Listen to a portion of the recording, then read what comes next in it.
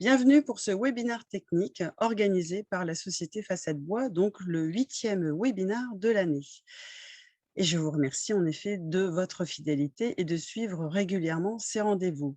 Alors, ce sont des rendez-vous techniques qui ont pour objectif de faire un point sur une thématique particulière concernant le système et le domaine des façades avec le bois, et ainsi vous apporter des solutions pratiques et opérationnelles à travers l'expertise des industriels et des entreprises. Ces webinaires sont co-organisés avec les partenaires industriels de la plateforme façadebois.com, ce qui vous permet de connaître et de définir en effet les professionnels qui développent des produits performants. Donc ce matin, en fait, ce webinaire est co-organisé avec le groupe STO, pionnier et leader dans l'innovation et les solutions techniques d'isolation thermique par l'extérieur. Alors, en effet, la construction bois est en plein essor, dont les immeubles de grande hauteur au-delà de 18 mètres. Pour atteindre les objectifs de bâtiments vertueux et garantir les performances attendues de l'enveloppe, il est parfois nécessaire d'associer à la structure bois d'autres matériaux avec des solutions performantes. Donc, à travers cette conférence, en visio, STO s'associe à Matisse, l'entreprise de construction Matisse, et Ingénico Technologies en tant qu'assistant à maîtrise d'ouvrage, ici pour l'opération qui vous sera présentée, pour vous exposer la faisabilité de concilier construction bois de grande hauteur, performance thermique, durabilité, esthétique et sécurité incendie. Donc, aujourd'hui, nous avons 3 invités intervenants. Je vous les présente rapidement. Donc, vous avez Pascal Toussaint, qui est responsable bureau d'études, conception et qualité au sein de l'entreprise construction bois, l'entreprise Matisse. Bonjour Pascal. Bonjour à tous. Bonjour Pascal.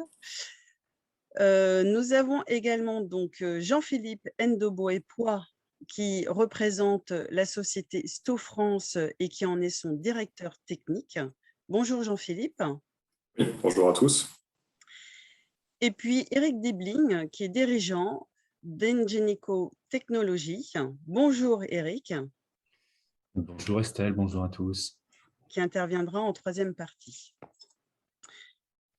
Alors, en effet, cette conférence sera divisée en 3 grandes parties avec des thématiques complètement complémentaires, puisque la première partie sera la présentation d'un projet Orée des Deux Rives, un vrai démonstrateur île au bois situé à Strasbourg. Nous aurons la présentation donc de la genèse du projet et ses objectifs, le retour d'expérience et les spécificités des chantiers bois. Et ensuite, en 3e point, la conception, réalisation, les choix architecturaux liés spécialement sur cette opération. Pascal Toussaint nous présentera cette première partie. À l'issue de cette première partie, je vous invite, et pendant la présentation, à poser vos questions. Alors, techniquement parlant, vous avez un petit onglet qui s'appelle Q et R, qui se trouve soit en haut, soit en bas de votre écran, Q et R, sur lequel vous pourrez poser directement vos questions. Ces questions, je les retransmettrai au fur et à mesure à nos intervenants à l'issue de leur présentation. Donc, n'hésitez pas à poser vos questions. En 2e partie, nous aurons la présentation en effet de la solution Stotherm Mineralcom, avec une description du système d'ETICS et ses performances attendues au niveau thermique, vent, pluie, feu et CAEV. Ensuite, la pose de l'ETICS avec tous les détails validés par appréciation de laboratoire CSTB Feu et un ATEX. Et en dernier, donc, les points singuliers, gestion des mouvements des bâtiments en structure bois, avec une présentation de Jean-Philippe Ndobo-Epoix du groupe STO. Là encore, posez vos questions juste à la fin et pendant la présentation de Jean-Philippe. En 3e partie, nous aurons une présentation des guides pour les Jeux olympiques et paralympiques de 2024 avec une présentation d'un guide spécifique sur les éthiques sur construction bois par la Solideo et ainsi de mettre en avant les objectifs, de résumer des critères clés d'aptitude à l'emploi et les perspectives de développement. Eric Dibling, dirigeant d'Ingenico Technologies, nous présentera cette 3e partie. Là encore, je vous invite à poser directement vos questions. Mais avant tout, permettez-moi de me présenter très rapidement. Donc, Estelle Biliotte, consultante bois, exerçant plus de 25 ans dans la construction bois. Et donc, j'ai fondé la société Façade Bois il y a 4 ans maintenant. C'est une agence qui a vocation à répondre aux enjeux actuels du développement du matériau bois vers les objectifs de la RE 2020 et des bâtiments bas carbone. Donc, pour ce faire, l'agence accompagne la prescription des façades ossature bois et la mixité des matériaux auprès des professionnels. Donc, la première activité mise en place par Façade Bois a été la mise en place de la plateforme façadebois.com. Donc, c'est un site internet qui centralise l'information réglementaire, les produits, les marques, pour vous permettre de concevoir vos complexes d'enveloppe avec le matériau bois et surtout de contacter directement les industriels experts dans ce domaine, comme ce matin. Donc, c'est une mise en relation indirecte et directe. À travers le site internet, vous avez 3 grandes rubriques que je vous invite à consulter régulièrement et suite à notre webinaire, donc qui est la rubrique produits. Vous allez trouver plus d'une centaine de produits spécifiques. La partie médiathèque, où tous les ouvrages réglementaires et les guides pratiques sont référencés. Et puis la partie actu pour vous présenter en effet des événements et des actualités, comme les webinaires techniques qui sont organisés depuis cette année.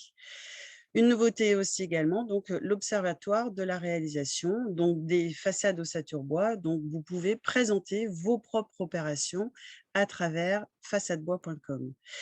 Et la dernière clé et l'écosystème de façadebois.com, c'est également donc de l'accompagnement de projet à travers du conseil ou de l'assistance à maîtrise d'ouvrage ou maîtrise d'œuvre, et également de la formation. Et dans ce cas, je vous invite à me contacter directement.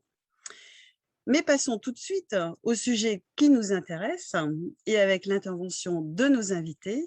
Donc, je vais passer la main et la première intervention à Pascal Toussaint, qui va vous présenter en effet déjà d'une part l'entreprise Matisse et deuxièmement le projet L'Orée des Deux Rives. À vous Pascal. Merci Estelle, bonjour à tous. Donc effectivement, je vais vous présenter le projet L'Orée des Deux Rives. Vous devez voir mon écran, c'est bon? Oui, Ok. très bien. Ok. Mais avant ça, je voulais quelques mots sur Matisse. Donc Matisse, c'est une entreprise d'un charpentier industriel qui existe depuis près de 200 ans, qui conçoit, fabrique et pose ses bâtiments et structures bois, spécialisés dans les structures bois de grande envergure. Donc, il va des gymnases, on a fait beaucoup de gymnases, avec des bâtiments de plus grande envergure. Donc, le Grand Palais éphémère était une belle réalisation Matisse. En ce moment, nous travaillons sur la piscine du village olympique également avec Bouygues. Mais depuis une dizaine d'années, en fait, Matisse est spécialisé dans la fabrication également de structures bois de grande hauteur, donc des immeubles en bois, donc plutôt dans des bureaux et également dans des logements. Et l'île aux bois en est un exemple. Alors, la genèse du programme île aux bois. Donc, île aux bois, donc un projet qui a été lancé en 2012, donc il y a presque 10 ans maintenant. C'est un projet, en fait, c'est un programme démonstrateur. Eric reviendra sur l'aspect démonstrateur du projet en fin de présentation. Donc, un projet démonstrateur donc, de grande taille et d'envergure importante, qui est constitué de 4 lots sur 2 hectares et constitue 29 600 m² de surface de plancher et contient 400 logements. Des logements donc assez hauts, puisque les bâtiments vont du R+5 au R+10, ce qui est assez unique en France, surtout lors du lancement en 2012. Et l'objectif donc de ces éléments démonstrateurs est de faire ces éléments démonstrateurs dans un coût maîtrisé. Donc voilà une étude architecturale donc, qui date de mars 2013, donc c'est un projet donc vraiment de longue haleine. Constitué de 4 lots, comme je l'ai dit. Le lot qu'on connaît beaucoup, c'est le lot numéro 2, qui est le lot sensation, qui va jusqu'à R+10.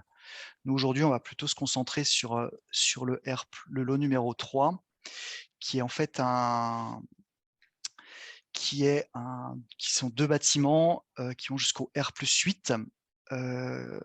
Et si on regarde un petit peu, les différents acteurs de ce lot 3, donc la maîtrise d'ouvrage, Pierre et Territoire, le groupe SNI et la Société nationale des accessoires des propriétés.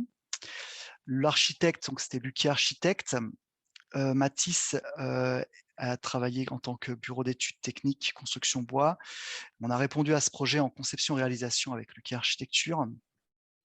Une AMO, innovation, un gynéco-technologie sur ce projet, mais également à plus grande échelle. Eric reviendra dessus également tout à l'heure. Bureau d'études structure CTE, bureau d'études électriques, ingénierie et développement, les fluides Sextant, l'économiste Ecos, l'acousticien ESP et le bureau de contrôle Socotec. Donc, 2 bâtiments, comme je l'ai dit tout à l'heure, réalisés en conception-réalisation entre Matisse et Luquet. Donc, 2 bâtiments en gradin, allant du R+5 au R+8, offrant des terrasses assez importantes. Et ces bâtiments étaient donc en 3e famille A et 3e famille B, suivant, puisqu'en fait, on avait sur un des 2 immeubles un logement en duplex, donc on était à 3e famille A, et l'autre, il n'y avait pas de duplex, donc on est 3e famille B, avec une hauteur de façade à 29 mètres. Alors, si on fait un petit focus structurel sur les produits, sur les éléments, donc on a un socle en R+, et un R+1 donc, qui est en béton. Les circulations horizontales et verticales sont également en béton.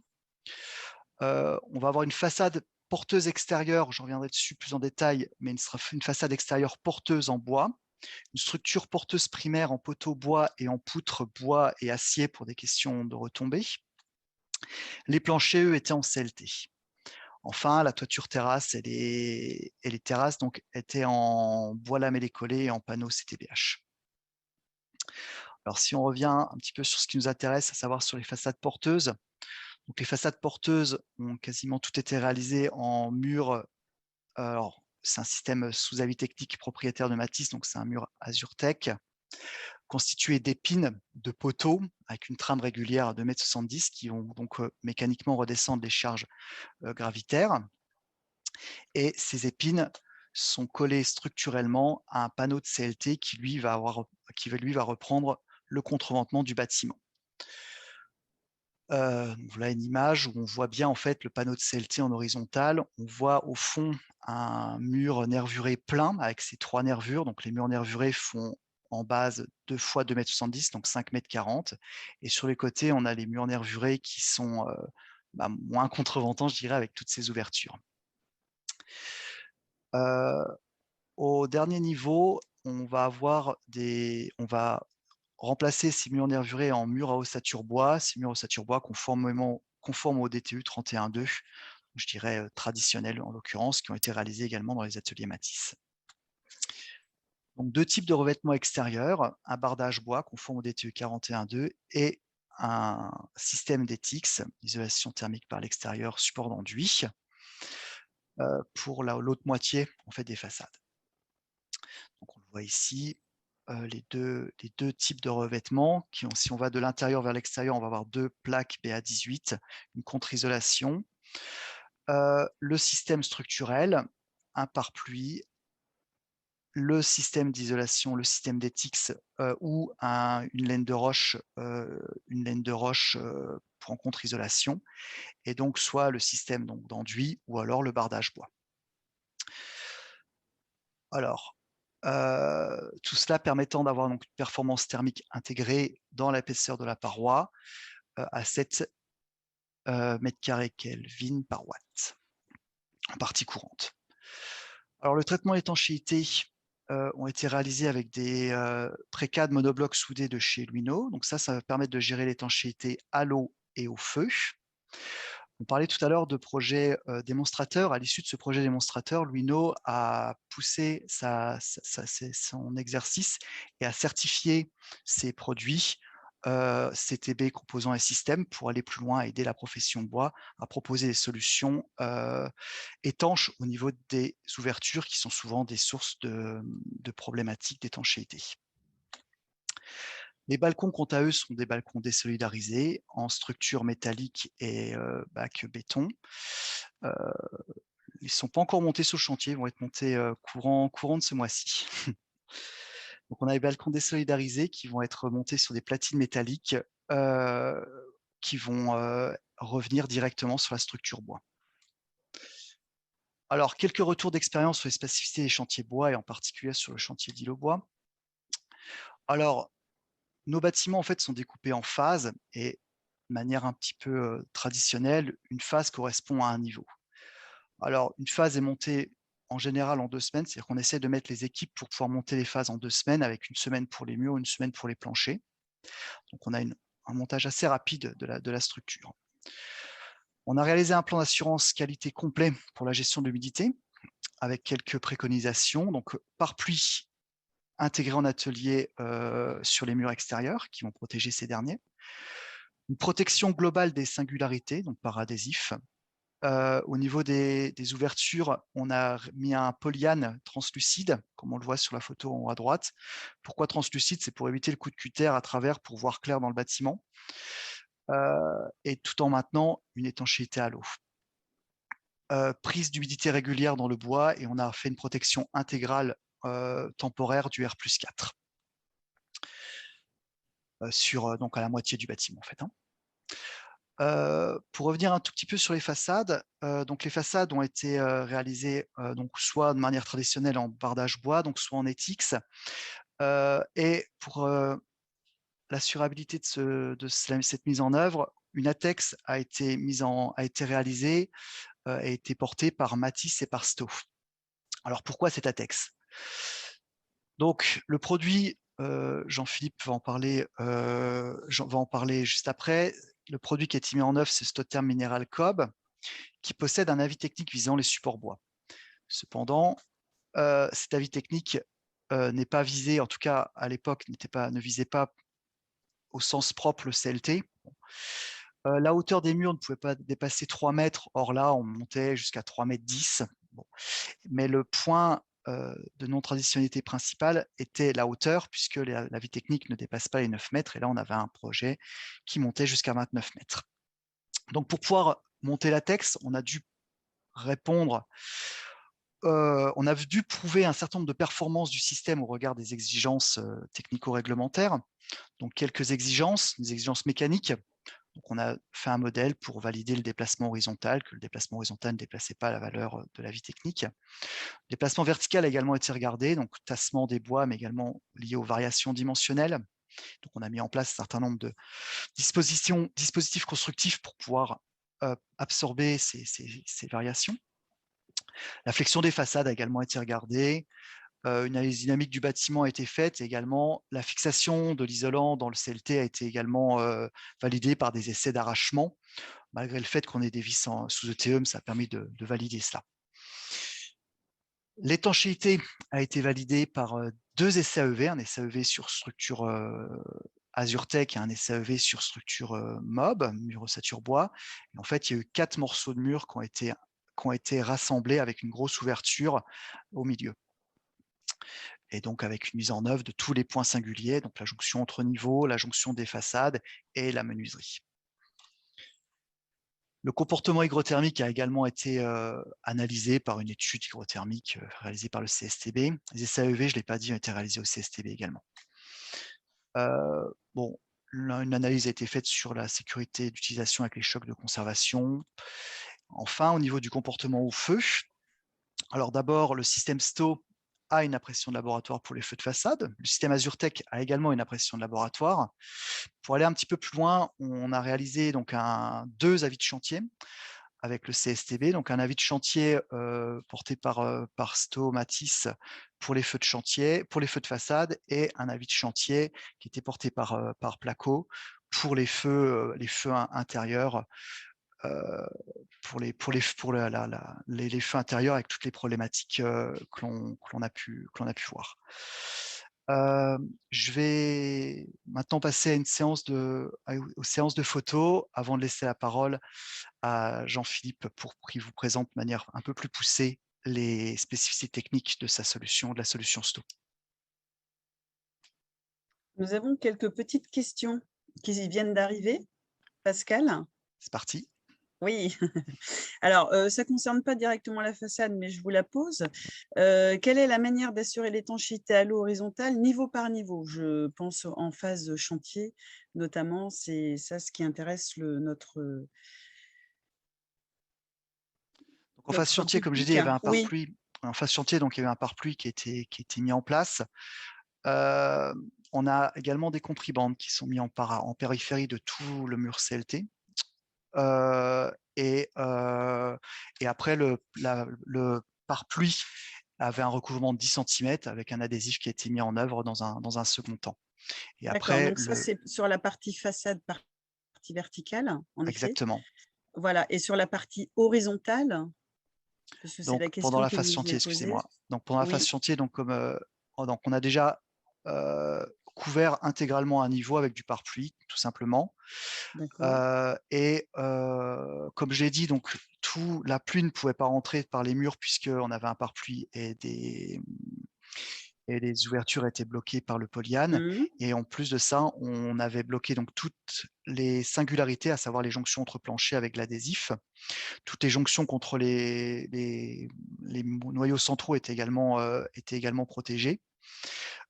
Et après, on prenait régulièrement des mesures d'humidité pour voir qu'on ne dérive pas, conformément au guide qui a été mené par la profession et rédigé par un gynéco. D'accord, très bien. Une autre petite question, alors là, ça concerne le coût, mais c'est une question qui nous est posée, en effet, sur les murs AzurTech et qui rejoint peut-être une autre question qui nous est posée. En effet, pourquoi avoir mis des mobs sur certains niveaux, Mm. et pas justement ces murs AzurTech? Donc, les derniers niveaux sont moins sollicités mécaniquement. Donc, puisqu'ils n'ont qu'un niveau à reprendre et en général un niveau un peu moins chargé puisque c'est la toiture. Et donc, le mur ossature bois est quand même moins onéreux qu'un mur AzurTech. Donc, on a mis le bon matériau au bon endroit. Et donc, pour baisser le prix au mètre carré de la façade, on a décidé de mettre les derniers niveaux en ossature bois. D'accord. Avez-vous un prix, fourniture et pose à nous donner, un ratio, sur les murs AzurTech, par exemple? Alors ça, c'est un peu compliqué, ça va dépendre du projet, etc. N'hésitez pas à revenir vers nous si vous avez un projet identifié, on vous fera un plaisir de vous faire un devis. Eh bah, tout à fait, je suis d'accord. Heu, Bah, écoutez, encore une petite question, en effet, sur la désolidarisation des balcons qui seront rapportés, puisqu'en fait, ceux-ci, seront, je dirais, accrochés à la structure du bois.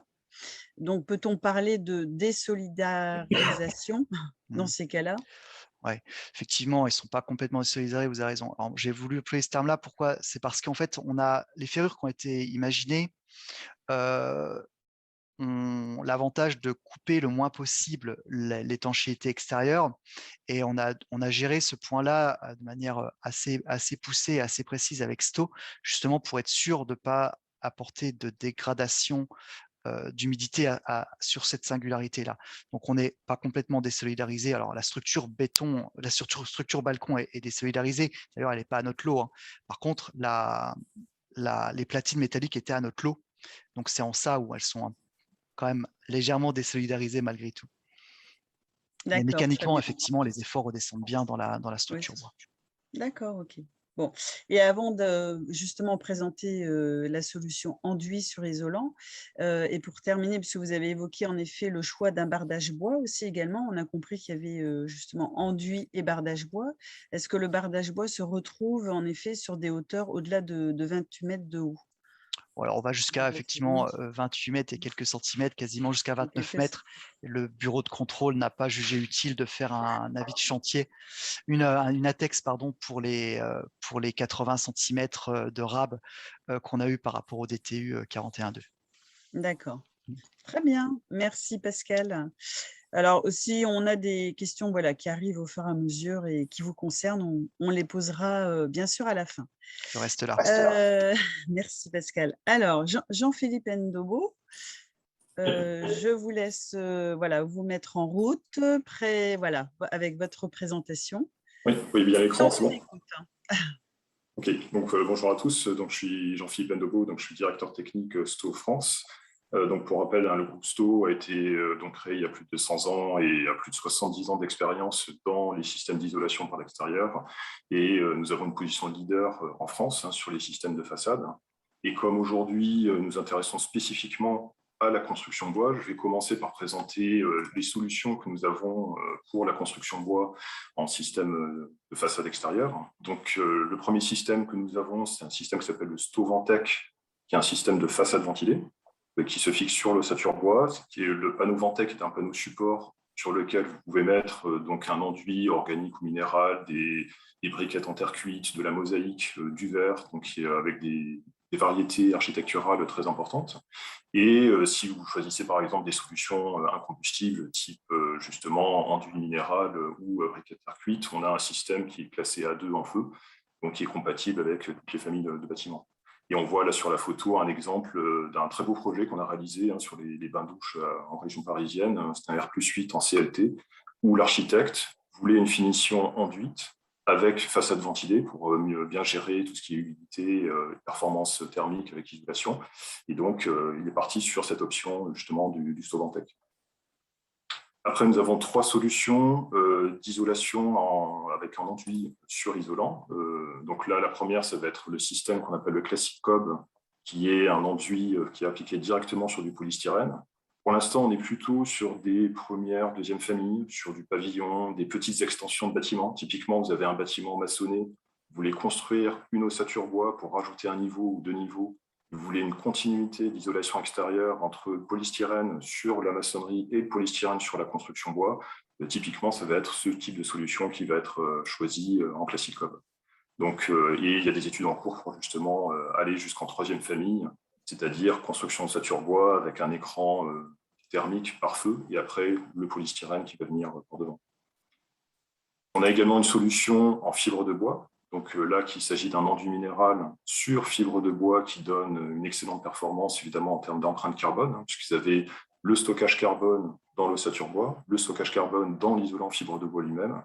Et dans ce type de bâtiment, nous avons réalisé des tests d'EPIR qui valident l'utilisation de notre enduit sur fibre de bois, à la fois en maçonnerie et construction d'ossature bois avec écran thermique, jusqu'en 3e famille sans bande de feu, puisque la fibre de bois et notre enduit ont un très bon comportement en cas d'incendie.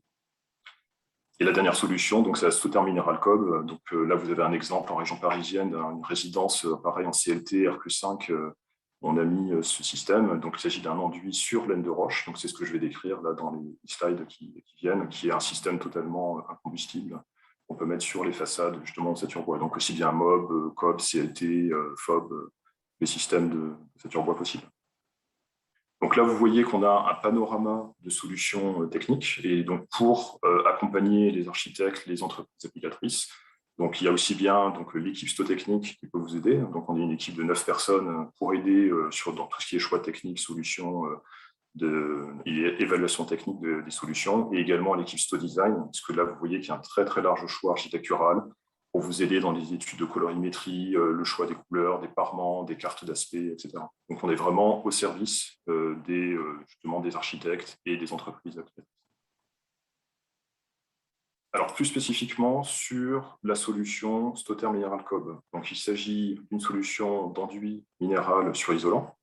Aujourd'hui, l'isolant est entre 60 et 120 mm d'épaisseur, donc isolant laine de roche dense. Il faut savoir que nous avons réalisé des tests de stabilité dimensionnelle jusqu'à 240 mm d'épaisseur. Donc, on a vraiment poussé au maximum l'épaisseur parce qu'on se posait des questions sur d'éventuels fluages sous poids propre, justement, d'un système en laine de roche plus enduit, et qui a prouvé avec le laboratoire national d'essai et le LNE, le laboratoire indépendant, qu'il n'y avait aucun problème, justement, de variation dimensionnelle. Donc, aujourd'hui, dans la vie technique, on est limité de 60 à 120 mm. Mais avec un dossier de type ATEX ou études spécifiques, on pourrait aller sans aucun problème jusqu'à 240 mm. C'est ça. La laine est uniquement chevillée. Je vais revenir dessus car c'est un énorme avantage au niveau phasage chantier. On va revenir dessus, donc directement sur le pare-pluie. Il n'y a pas besoin de coller le système, justement, les panneaux en laine de roche. Au niveau de la performance au vent, donc on tient jusqu'à 2 kPa sans aucun problème. Donc ça veut dire qu'en zone 3, vous pouvez monter à 40 mètres, 60 mètres en zone 2.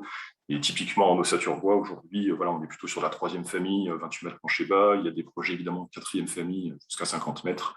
Donc en termes de vent, il n'y aura aucun souci à ce niveau. Système d'enduit, donc minéral au niveau du sous-enduit avec finition organique ou minérale, donc toutes classées à 2. Donc, on est vraiment sur un système incombustible. Et comme le rappelait justement Pascal, aujourd'hui, l'avis technique, donc ça c'est quand même une décision des groupes spécialisés qui délivrent des avis techniques, donc limite les hauteurs à 9 mètres et des conforts et des supports qui doivent être conformes au DTU 31.2. Et donc au-delà, on passe par soit des ATEX justement ou des avis de chantier, donc ATEX qu'on a déjà réalisé sur plusieurs opérations ou des avis de chantier aussi sur plusieurs opérations. Donc, concernant île au bois en particulier, comme l'expliquait Pascal, donc on a réalisé tous les ensembles de tests AEV avec les précadres monoblocs soudés. Donc là, vous voyez un exemple de montage pendant le test AEV.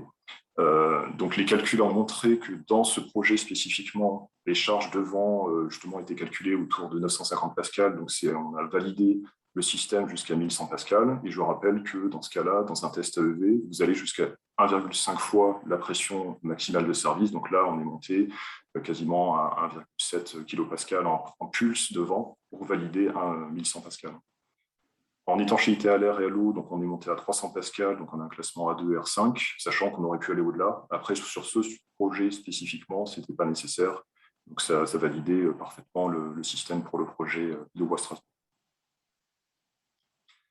Au niveau du phasage chantier, c'est ce que j'expliquais tout à l'heure, on a un système qui peut se cheviller directement sur l'ossature bois avec le pare-pluie. Ça, c'est un énorme avantage puisque quand vous avez en particulier des bâtiments de grande hauteur en ossature bois, vous avez besoin de les protéger de la pluie.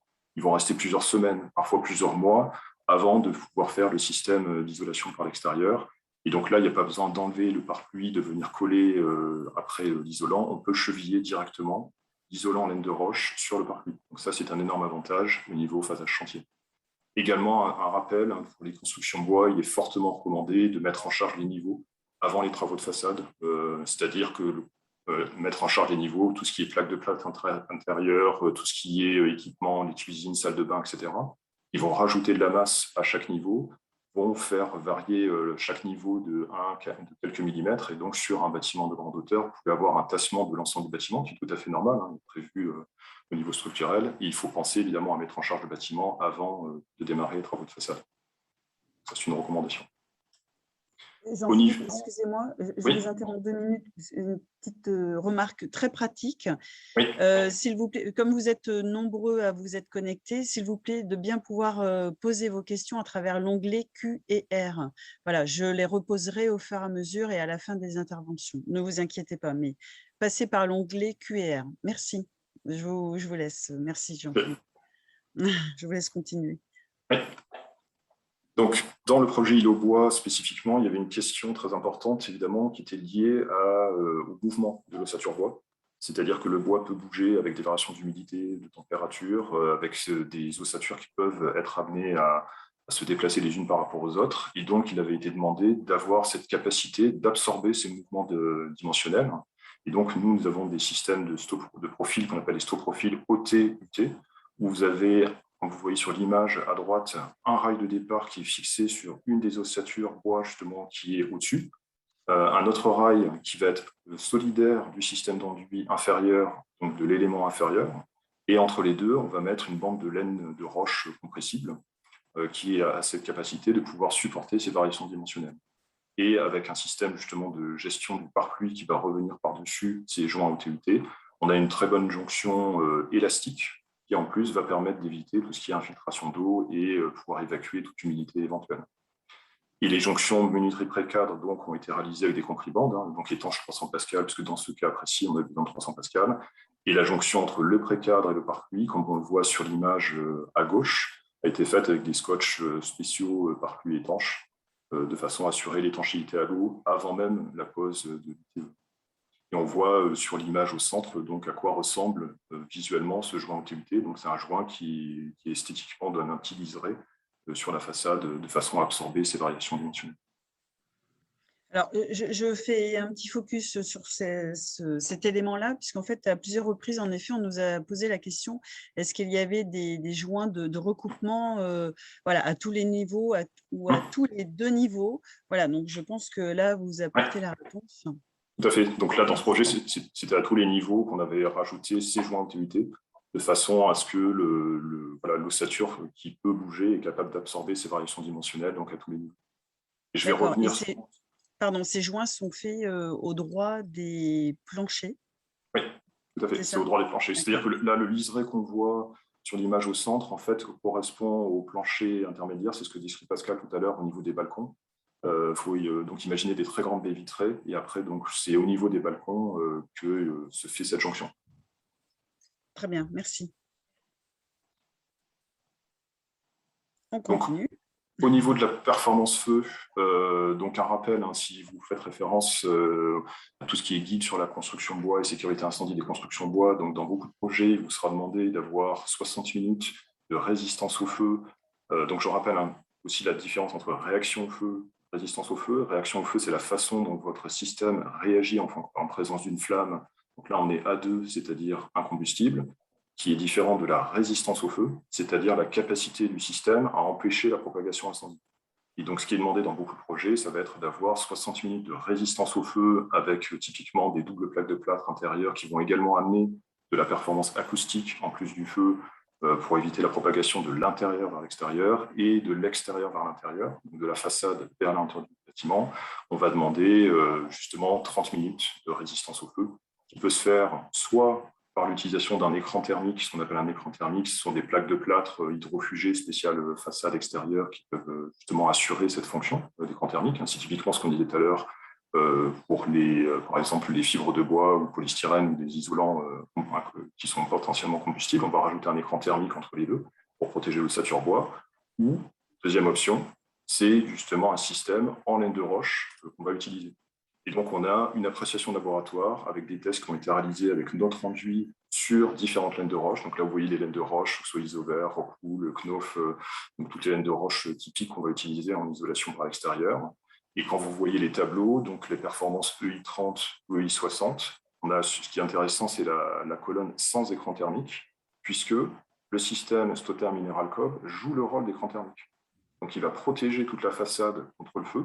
Et si vous avez une épaisseur minimale de 60 mm, quel que soit le fabricant d'isolant, vous avez cette performance justement de sécurité incendie EI30 qui est requise au niveau sécurité incendie. Donc vous avez, je dirais, 3 avantages en un dans un seul système, puisque votre système va faire isolation extérieure d'un point de vue thermique, sécurité incendie pour protéger l'ossature bois et en plus l'esthétique. Et l'avantage, contrairement aussi aux feux sur les façades ventilées, où en ossature bois, vous avez obligation de mettre justement des bavettes de recoupement de lames d'air qui dépassent de 5 cm à 50 mm, qui sont parfois assez inesthétiques et assez peu appréciées des architectes. Donc là, vous avez simplement les joints de dilatation dont on a parlé tout à l'heure, les joints OTUT, qui sont des fins liserés sur la façade, et donc on n'a pas ce recoupement inesthétique qu'on aurait sur la façade ventilée de bois classique. Donc c'est aussi un avantage. Donc, nous avons cette appréciation laboratoire. Je passe les détails sur tous les détails qu'on a. Donc, on a tout un carnet de dizaines de détails sur les angles rentrants, les angles sortants, les retours tableaux, les retours au niveau des fenêtres, la position d'un écran thermique, si on a un pré-cadre, par exemple, justement devant un caisson de volet roulant, etc. Et tout ça, justement, sera justement à disposition en fonction de votre projet des architectes, de façon à avoir des solutions qui sont déjà validées par le CSTB au niveau feu avec cette appréciation laboratoire. Ça, c'est l'énorme avantage de ce système. Au niveau hygrothermique, puisqu'on parlait aussi de durabilité, point important, c'est que tous nos systèmes d'enduit sur Mineral Cob, sur laine de roche, évidemment, ont un SD, donc c'est la résistance à la diffusion de vapeur, inférieure à 1 mètre. Donc, ce sont vraiment des systèmes respirants. Il n'y a pas de risque d'accumulation d'humidité dans le système. Et on a définition aussi siloxané ou effet lotus dans le cas où il y a un risque de verdissement, par exemple, ou un encrassement dans des grandes villes assez important en pollution. On a également montré d'ailleurs que nos enduits avaient cette capacité lors de tests AEV, donc c'est de la pluie sous pression, sous forte pression, de protéger la laine de roche et d'empêcher des infiltrations d'eau, puisque je vous rappelle qu'à la fin d'un test AEV, on fait un carottage, on regarde si la laine de roche, l'isolant est humide ou pas, on vérifie s'il y a eu des infiltrations d'eau. Et dans notre cas, il n'y avait aucune infiltration, puisque l'enduit protégeait véritablement l'ensemble de la façade. Et donc là aussi, on peut accompagner les entreprises justement pour réaliser des études hygrothermiques, type calcul ou Bacchus ou PHI en dynamique, en statique, en fonction de vos projets. Et pour faire la transition avec ce que va présenter Eric, donc je terminerai sur un dernier slide qui fait partie aussi de notre approche chez Sto au niveau R&D, qui est vraiment d'essayer d'aller plus loin sur tout ce qu'on réalise au niveau des systèmes d'isolation par l'extérieur, puisqu'il y a beaucoup de questions qui avaient été posées sur les mouvements, justement l'ossature bois, qu'on soit en COB, en FOB, en CLT, comment est-ce que ces systèmes arrivent à bouger. C'est une question qui a été soulevée aussi pour les Jeux Olympiques dont va parler Eric. Et donc, on a réalisé avec le LNE, donc laboratoire indépendant, des tests de déformé d'ossature. Donc, on a déformé complètement l'ossature bois avec notre système minéral COB pour voir s'il y avait des risques d'infiltration. Vous voyez sur l'image de gauche plein de petits tubes qu'on appelle des tubes de Riemann qui permettent de voir s'il y a un risque d'infiltration, si des fissures apparaissent pendant le test. Donc, on a tout un ensemble de tests comme ça qu'on a réalisé. On a vraiment poussé au maximum, bien au-delà des L sur 500, qui sont les déformations classiques. On va avoir en ossature bois les mouvements pour prouver que notre système est capable de supporter des variations dimensionnelles très importantes. Et les courbes rouges et bleues à droite montrent les déformations d'ossature forcées.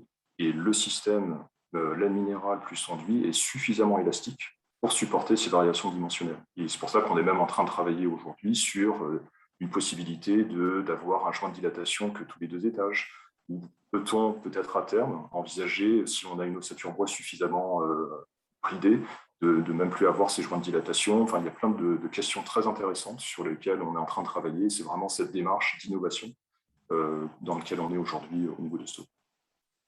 Donc là, je vous laisse maintenant, Estelle, s'il y a des questions. Oui, il y en a beaucoup. Alors, je vais poser un petit peu au fur et à mesure. Et en effet, à des fins d'industrialisation, en fait, d'intégrer les isolants en atelier, peut-on les agrafer? Alors, aujourd'hui, l'agrafage se fait plutôt sur des fibres de bois denses, pas sur laine de roche. L'agrafage de la laine de roche, à ma connaissance, nous, pour l'instant, ce n'est pas validé. Donc, on est encore sur du chevillage classique, avec des chevilles à visser, pas sur de l'agrafage. L'agrafage, c'est plutôt sur des panneaux en fibres de bois. D'accord. Bon, bah, très bien. Une autre question, avez-vous une ATEX sur façade bois non porteuse avec plutôt le système de façade ventilée Stovintech que vous nous avez présenté tout à l'heure? Alors, on y travaille, on a déjà eu pas mal de requêtes sur ce sujet, c'est-à-dire qu'avec justement d'autres partenaires ou des industriels ou des maîtres d'ouvrage qui souhaitent également ce type justement d'ATEX. Donc, on a déjà réalisé des opérations d'ATEX spécifiques de KB. On est aussi en train de travailler sur d'autres opérations. Et donc, l'idée, évidemment, ça va être de voir dans quelle mesure on peut réutiliser certains essais qu'on réalise selon la propriété intellectuelle qu'on a sur les essais. Parce que ce qui est important, c'est que selon les essais qu'on va financer, on va pouvoir avoir cette propriété intellectuelle, pouvoir la réutiliser sur d'autres opérations. Donc, aujourd'hui, on a cette expérience. Et demain, l'idée, c'est qu'on puisse justement pouvoir avoir suffisamment d'exemples pour pouvoir être utilisés sur d'autres opérations. Voilà, d'accord, très bien. Et notamment, alors après, revient toujours un petit peu l'histoire du coût.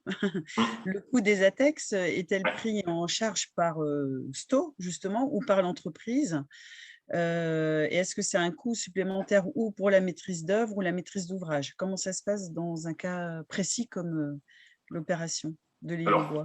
Alors, une ATEX, il faut savoir que c'est un sujet, alors Eric va certainement revenir dessus, c'est un procédé qui effectivement coûte assez cher. On est sur des budgets qui dépassent les 100 000 € pour un projet donné. Donc, c'est parce qu'il y a tous les tests AEV, les tests justement de déformés, d'études mécaniques, etc. Aujourd'hui, donc c'est vraiment au cas par cas. Il y a des relations de partenariat qui peuvent se faire, comme ça a été le cas justement dans le projet Île au bois avec Matisse, Ingénéco, pour réaliser des opérations. Donc, ça, ce sont des choses qui sont faisables. Après, selon l'opération, on peut chercher à reproduire ailleurs. Donc, on peut, si par exemple demain Matisse et Sto souhaitent refaire une opération similaire à Île au bois, donc il faudra envisager dans quelle mesure les tests qui ont été réalisés pour le projet Île au bois peuvent être étendus à d'autres opérations sur d'autres villes en fonction de la hauteur du bâtiment, de la zone de vent, etc. Ou sinon, il faudra faire des tests complémentaires. Et aujourd'hui, on est plus dans une relation de partenariat avec les entreprises qui sont intéressées pour lancer des ATEX, sachant que l'idée, c'est le plus possible d'aller sur des ATEX qu'on appelle de cas A, c'est-à-dire qui couvrent plusieurs zones géographiques, plusieurs zones de vent, plusieurs hauteurs de bâtiments, de façon à pouvoir faciliter les opérations et éviter à chaque fois de recommencer un processus d'ATEX. Donc, selon les projets, Donc, il y a certains tests que Sto va financer directement de façon à avoir la propriété intellectuelle du test et pouvoir le réutiliser sur d'autres opérations.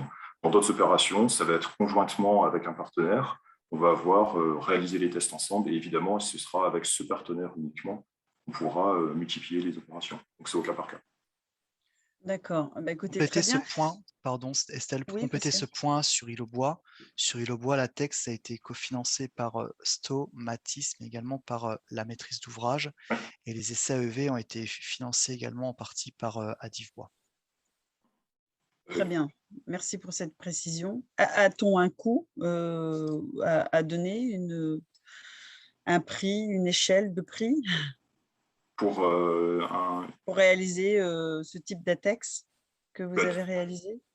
typiquement, enfin, c'est ce que je dis, hein, enfin, sur un projet de type, type Ilobois, c'est typiquement des opérations qui sont autour d'environ 100 000 euros. Il faut compter, enfin, selon la complexité, ça peut valer, selon les projets, entre 80 000 et 150 000 euros pour un projet donné. Après, encore une fois, voilà, l'idée, ça va être sur une opération donnée de pouvoir justement gagner en compétences. Et après, en fonction des partenaires qui ont travaillé ensemble, de pouvoir reproduire cette opération, pas recommencer, bien entendu, les mêmes essais.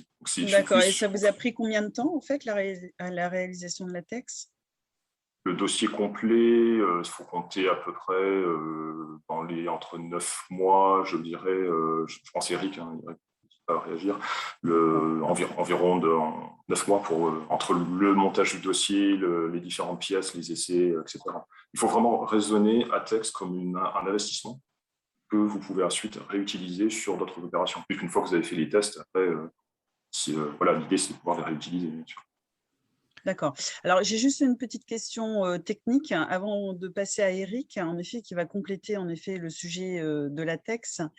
C'est notamment sur l'humidification possible ou pas, on espère que non, de la laine de roche en face extérieure le temps de la mise en œuvre en phase chantier. Oui. Alors, dans ces cas-là, donc nous, on a réalisé aussi des tests indépendants sur donc toutes les laines de roche qui sont utilisées en façade contiennent du silicone, sont hydrofugées. Et on sait que ces laines de roche, en cas justement de pluie, par exemple, sont capables de sécher en quelques jours et de retrouver leur performance en quelques jours. Et comme je l'ai expliqué, nos enduits sont respirants. Donc, même si exceptionnellement, évidemment, la bonne pratique, c'est de protéger le chantier et d'éviter au maximum que la laine de roche soit humide, parfois, d'un point de vue strictement pratique, ce n'est pas possible. Et dans ces cas-là, on a cette possibilité d'avoir cette laine de roche qui va sécher. Et avec notre système d'enduit respirant, de toute façon, elle va pouvoir sécher sans aucun problème et respirer pour retrouver son état initial. D'accord. Bon, bah, écoutez, très bien. S'il y a des questions auxquelles on n'aura pas eu le temps de répondre, de toute façon, on le fera par la suite, puisque si vous n'êtes pas spectateur anonyme, en effet, on va pouvoir vous répondre directement à travers votre mail. Alors, donc, Eric Dibling, rebonjour. Il faut juste désactiver le micro. Voilà, c'est ça. Très bien, Eric. Je te laisse la parole. Merci Estelle. Pour ta présentation. Je vais donc partager mon écran.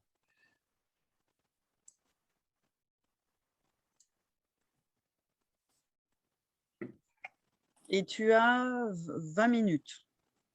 Oui, non, pardon, 10 minutes. Excuse-moi, 10 minutes, si c'est faisable. Je fais partir le chrono pour 10 minutes. Alors. Merci à toi.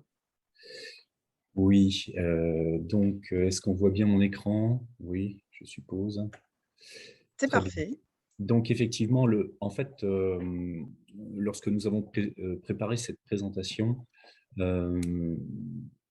l'angle sous lequel je vais réaliser ma partie, en fait, est plutôt un angle stratégique et qui dépasse, on va dire, qui ouvre des perspectives. Donc, qui est d'essence, on va dire, stratégique et organisationnelle. Donc, les volets techniques ont été parfaitement traités par Pascal et Toussaint et par Jean-Philippe Mdebeau. Donc, le plus, en fait, la plus-value de mon intervention sera, je pense, essentiellement stratégique et organisationnelle. Alors, effectivement, comme l'indiquait Jean-Philippe précédemment et Pascal, le coût de cet ATEX a été globalement mutualisé. Et vraiment, les participants à ce webinaire doivent bien comprendre qu'effectivement, comme l'a dit Jean-Philippe, hein, une démarche d'évaluation technique, quelle qu'elle soit, est un investissement qui présente toujours des niveaux de reproductibilité pour peu que l'on les ait anticipés, en fait. Et donc, le financement a effectivement été principalement porté par la maîtrise d'ouvrage, par Stowe et Matisse, effectivement, par Adif Bois, et la maîtrise d'ouvrage a été aussi par ailleurs financée dans le cadre du projet du plan d'investissement d'avenir PIA 3, donc par l'ADEME. Hein. Donc, quelques éléments de présentation sur nos activités pour ceux qui ne nous connaissent pas.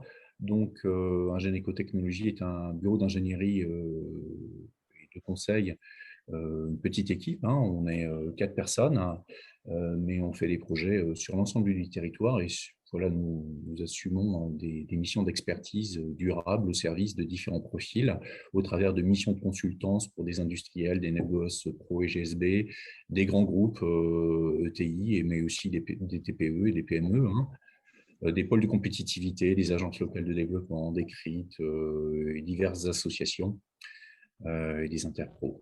Nous assurons aussi des missions d'assistance à maîtrise d'ouvrage technique pour le compte de maîtrise d'ouvrage public, privé et aménageurs.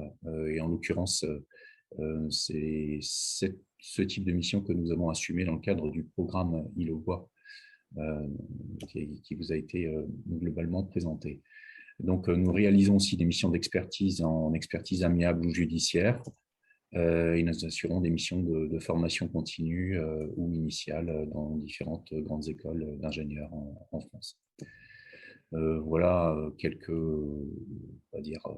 éléments de présentation avec un peu de biblio de certains de nos livrables, certaines vidéos et aussi certaines recommandations de différents profils d'acteurs. Voilà.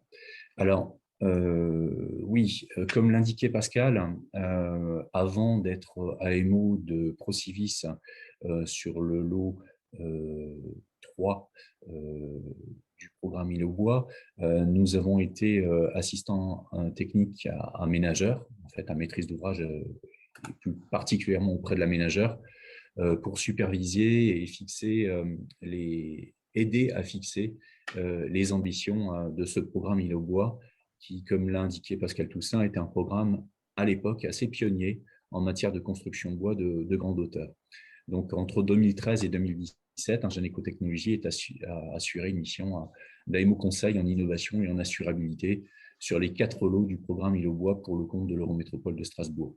L'objectif, et ça c'est assez important peut-être de le partager entre nous, c'est on a souvent beaucoup de difficultés à transformer un démonstrateur en prototype, véritablement. C'est-à-dire un prototype dans l'industrie, c'est un élément qui doit servir, c'est quelque chose qui doit servir à une pré-série, puis à une série, en fait. Ça doit déclencher des effets d'entraînement. Voilà. Donc, la difficulté de ces démonstrateurs, c'est de passer de l'aspect démonstrateur unique au prototype, à la pré-série, puis à la série. Et c'était vraiment l'objectif de l'Eurométropole de Strasbourg à l'époque. Et c'est d'ailleurs souvent comme ça qu'on conseille, nous, nos donneurs d'ordre, que sont les profils de type aménageur hein, sur des grandes opérations telles que les Jeux Olympiques ou tels que d'autres projets en France. Hein. C'est-à-dire d'essayer, face aux enjeux climatiques et aux besoins de devoir utiliser des matériaux biosourcés, c'est d'essayer de faire le petit pas de côté ou le petit pas supplémentaire qui permettra en fait la massification des systèmes. On est capable aussi d'accompagner des opérations extrêmement complexes et extrêmement techniquement ambitieuses, mais l'idée, c'est plutôt d'amener le petit effort supplémentaire qui représente quand même, comme vous l'avez vu, en fonction des durées et de l'implication des acteurs, des sommes potentiellement assez importantes, eh bien, c'est malgré tout un petit effort hein, qui doit permettre en fait des déblocages assez importants. Donc, constat et genèse des guides JOP 2024 et objectifs. Hein, donc, c'est grâce aux efforts de la filière bois et des différentes générations de plans bois qui se sont succédés. Grosso modo, le constat, c'était que la construction bois est relativement mature pour l'usage massif du matériau bois en lui-même. Le souci, ou en tout cas le sujet, comme l'indiquait d'ailleurs Estelle Billiot en introduction, c'est qu'une construction bois, c'est rarement seulement du bois, en fait. Et d'ailleurs, non seulement c'est rarement seulement du bois, mais globalement, en termes de valeur des lots, si vous faites une analyse, 70% d'une construction en bois, en fait, n'est pas en matériaux bois.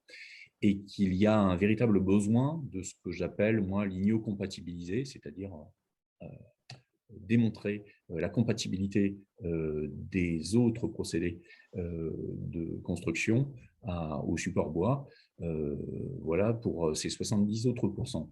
Donc, en l'occurrence, pour des procédés en plaque de plâtre, en revêtement extérieur de type acier, en couverture de type bitume ou en solution de revêtement extérieur d'enduit. Voilà. Alors, la puce suivante parle d'une initiative en fait qui a été et que nous pilotons pour le compte d'Adif Bois, qui est le club des industriels d'Adif Bois et qui fonctionne très bien en synergie en fait avec ce que fait Estelle. C'est donc cette action qui consiste justement à accélérer la ligne-compatibilisation des procédés constructifs non bois. Il y a 5 groupes. J'ai un petit peu de retour. Il y a 5 groupes thématiques en fait qui sont concernés par ces actions. 2 qui concernent plus particulièrement la façade, 1 pour les sols spéciaux parce qu'il y a des sujets particuliers là-dessus aussi, 1 pour les doublages et un autre pour les menuiseries. Donc faciliter, l'objectif c'est bien de faciliter les évaluations techniques et ou réglementaires pour les demandeurs d'évaluation de différents profils pour accélérer la cristallisation jurisprudentielle pour des procédés plus tout à fait innovants, mais pas encore traditionnels. Car en effet, alors je vais accélérer un petit peu parce qu'il me reste 1 minute 43, car en effet, pas de développement industriel sans reproductibilité, pas de reproductibilité sans une première faisabilité. Et j'ai un petit peu de retour dans mon micro, alors dans mon parlage, je ne sais pas s'il y a un... On vous entend très bien, Eric, c'est parfait. Super. Merci Estelle. Et pas de faisabilité sans assurabilité, pas d'assurabilité sans évaluation, et pas d'évaluation sans temps, compétences et argent, trivialement parlant. Pas de reproductibilité sans compétitivité et pas de compétitivité sans reproductibilité. Donc, le secret de la résolution de ce nœud gordien, parce qu'on peut l'appeler comme ça, dans le quoi, c'est se servir de démonstrateur pour réellement capitaliser et réellement capitaliser pour massifier. Et donc, comment? Il faut absolument s'organiser de façon très rigoureuse, bien choisir ses combats à court terme en modérant ses légitimes enthousiasmes et en considérant le temps long et parfois un peu plus long. Voilà, on ne peut pas embarquer sur une opération de trop nombreux sujets d'innovation sans risquer de mettre en péril en fait l'opération elle-même. Donc ça, ce sont des approches que l'on développe en fait dans nos missions. Alors le scénario contrefactuel qui est malheureusement trop souvent observé, c'est que ne pas faire cela conduit en général à des bégaiements permanents qui consomment beaucoup plus de ressources en compétences et en argent et en temps, si finalement on n'aboutit pas tout simplement à des répétitions d'échecs. Et je n'ai pas indiqué ce à quoi on assiste aussi, c'est souvent à des relations tendues en fait, entre les acteurs, un peu trop tendues et qui mériteraient d'être un petit peu plus apaisé, voilà. Donc, notamment avec le monde du contrôle, avec le monde de l'assurance construction. Donc, pour ce qui concerne ces guides, aujourd'hui, effectivement, ils sont au nombre de 2, un troisième est en préparation. Donc, je vous affiche à l'écran le premier, donc, qui est le guide d'aide à la conception d'ETICS qui concerne plus particulièrement les procédés d'ETICS qui vous ont été décrits précédemment, sur construction ou façade à ossature bois, y compris façade ossature bois non porteuse. Et donc, un élément important, c'est que ce guide a été élaboré à l'occasion de la conception du village des athlètes dans le cadre d'un marché de coopération conclu entre la Solidéo, la Société de livraison des ouvrages olympiques, et le CSTD, en partenariat avec Adif Bois, France Bois 2024, et Socotec, et avec le soutien du Codifab et de France Bois Forêt. Donc, voici le premier guide. Je vais vous montrer le deuxième. Je vais vous montrer où vous pouvez le trouver. Il est disponible publiquement, hein, donc il n'y a aucune restriction de disponibilité de ce document. Et je vais vous parler aussi de ce à quoi il sert. Vous avez un deuxième guide qui est un guide de conception, d'aide à la conception de bardage en terre cuite sur construction ou façade à ossature bois. Donc, il était assez important pour nous de travailler sur ces deux guides à la fois. À gauche, plus particulièrement, on va dire, pour des parois chaudes, par extension, et à droite, plus particulièrement pour des parois de type froide, c'est-à-dire ventilées. Donc, par extension, en fait, et par analogie, on pourrait s'appuyer sur ces guides pour faire d'autres choses que simplement gérer ces deux opérations dans le cadre très précis. Voilà. Et il y a un troisième guide est actuellement engagé sur la question très importante des douches accessibles sur un support bois. Donc, vous trouverez en fait un certain nombre d'informations sur les liens qui apparaissent à l'écran, y compris ces guides-là. Alors, scope et critères clés d'aptitude à l'emploi. Donc, la hauteur du plancher bas qui est visée dans ces guides, ce sont des hauteurs de plancher bas du dernier niveau à 50 mètres. Hein, donc, c'est relativement inédit en matière de domaine d'emploi, de revêtement extérieur et de cœur de paroi support d'ailleurs. Donc, pour des COB relevant du DTU 31.2 et pour des FOP, donc façade d'ossature bois, relevant du DTU 31.4. Donc, pour ce qui concerne les éthiques, c'est bien entendu le premier guide qui est concerné et qui est hébergé, on va dire, par le GT1, groupe de travail numéro 1 de ce club des industriels.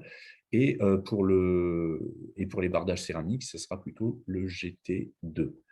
Concernant la géographie, évidemment, dans les guides, c'est le site des Jeux olympiques et paralympiques de 2024 qui est concerné, mais la possibilité de remonter en fait aux valeurs physiques du site est tout à fait envisageable dans le cadre des évaluations techniques. J'ai vu donc parmi les participants qu'il y avait un certain nombre d'industriels et de donneurs d'ordre qui sont potentiellement intéressés pour leurs opérations.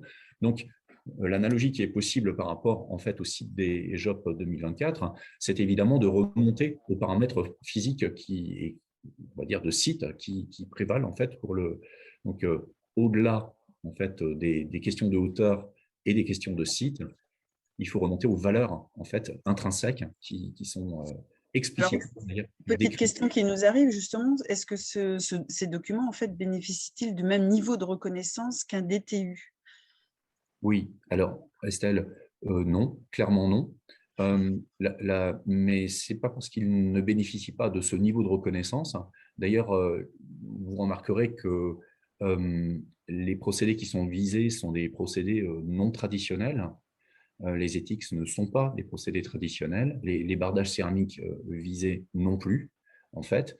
Donc, de toute façon, ils ne pourraient pas, en l'état, relever d'un DTU. Ils relèvent, en revanche, donc ces procédés relèveraient plutôt de la démarche d'avis technique ou d'ATEX. Et en l'occurrence, ces guides ont pour vocation de servir de facilitateurs dans le cadre de démarches d'évaluation. En fait, on pourrait dire que ces guides peuvent être considérés pour des démarches d'évaluation technique de type ATEX, comme ce à quoi servent en fait les cahiers de prescription technique, les CPT, pour les avis techniques. Bon, je fais quelques raccourcis, mais c'est pour donner à ceux qui connaissent un petit peu l'organisation de ces documents des mots-clés. D'accord, Eric. On va devoir terminer. Je te laisse terminer, mais on a un petit peu dépassé notre temps. Oui, je suis presque au bout. Donc, pour l'hygrométrie, ces sujets sont traités. Inspirez-vous de ces documents pour vous les approprier. L'élément important, c'est que seules les éthiques sur laine de roche en fait, sont prévues, visées dans ces guides, mais il est toujours possible de raisonner par analogie et des actions de filière sont engagées pour traiter ces autres sujets, ces sujets sur les autres types d'isolants. Voilà.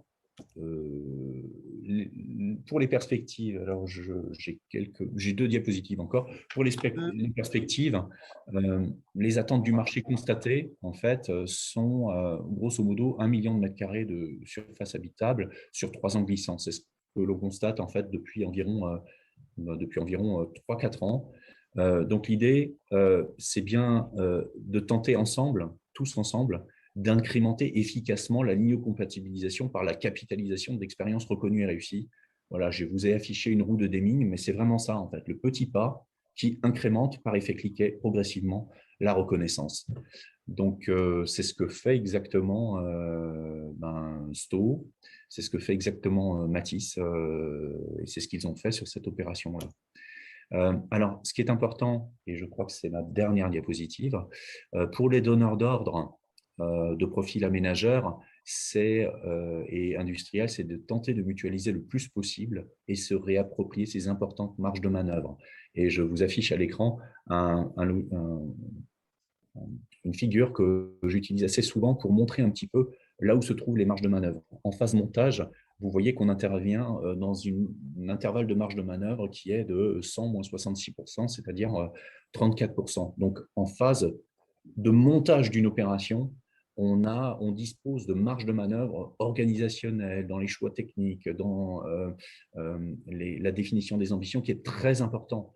Alors qu'à contrario, en phase conception aussi, vous voyez, à contrario, en phase construction, on ne dispose plus que de très peu de marge de manœuvre. Donc, le message fort en fait, de ce logigramme, de ce diagramme, pardon, c'est d'anticiper, en fait. Anticiper, anticiper, anticiper. Voilà, et j'en ai fini pour cette présentation. Merci Eric. Très bien. Je pense qu'on a balayé l'ensemble de toutes les questions. Vraiment, on vous remercie voilà, d'être intervenus tous participants en posant vos questions au fur et à mesure. Alors, attendez, je vais terminer, bien sûr, en vous précisant à travers la plateforme façadebois.com comment retrouver déjà d'une part le replay, hein, puisqu'en fait cette conférence a été enregistrée, et d'autre part en effet de pouvoir contacter Sto directement, puisqu'en fait, vous avez une présentation de l'entreprise Sto France sur la plateforme façadebois.com. Vous allez dans Contact industriel et vous aurez directement les coordonnées de Dorian Bray, qui est là avec nous aujourd'hui et qui nous entend et dont vous voyez en effet la petite vignette. Vous avez son numéro de téléphone, son adresse mail. Et puis pour Pascal Toussaint et Eric Dibling, vous avez également donc les adresses et les coordonnées qui vont apparaître dans la présentation et qui vous seront laissées à l'issue de ce webinaire.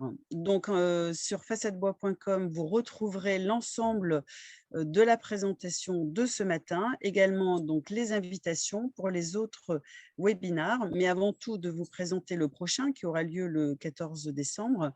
Je vais remercier chaleureusement nos intervenants et la présentation de chacun et surtout vous féliciter pour cette belle prouesse et expérience aussi et démonstrateur de l'île aux bois où on était ravis en effet de pouvoir suivre votre expertise dans ce domaine.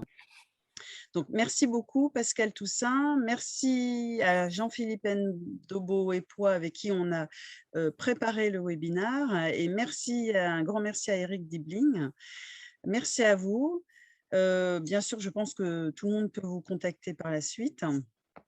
Et je vais vous annoncer le prochain donc, webinaire qui a lieu le 14 décembre, toujours à 11h30. Voilà. Donc, mardi 14 décembre à 11h30, c'est le rythme que nous tenons avec Fiberdeck, qui est un fabricant de bardage bois composite et avec qui on pourra en effet étudier une opération en cours de livraison. Et donc, Fiberdeck nous fera part de son savoir-faire. Je vous souhaite une bonne journée. Avez-vous un petit mot à rajouter, Jean-Philippe, Pascal, Eric ? Peut-être Je vous laisse. Juste Oui, un petit mot, donc merci à tous et grand merci Estelle pour ce webinaire. Et encore une fois, j'insiste sur le fait que comme au niveau de Sto, on a beaucoup d'expérience avec des ATEX passés, parce qu'il y a eu beaucoup de questions, on l'a vu là sur les coûts des ATEX. Évidemment, c'est selon les projets, il se peut que par exemple Sto ait déjà réalisé des tests qui vont faire que le coût sera très nettement inférieur aux 100 000 euros que j'ai parlé tout à l'heure. 100 000 euros, c'est vraiment l'enveloppe globale dans un projet qui repart de zéro avec tous les tests, etc. C'est très, très variable. Donc, c'est pour ça, contactez-nous en fonction de vos projets. On a réalisé certains tests dont on a la propriété intellectuelle qu'on peut réutiliser. Donc, projet par projet, on pourra évaluer ensemble ce qui est faisable. Merci. merci Jean-Philippe. On capitalise. Voilà, c'est le maître mot, je crois, de l'avancée de la construction bois et des autres matériaux. Merci à vous. Un grand merci. Très, très belle journée et à très bientôt.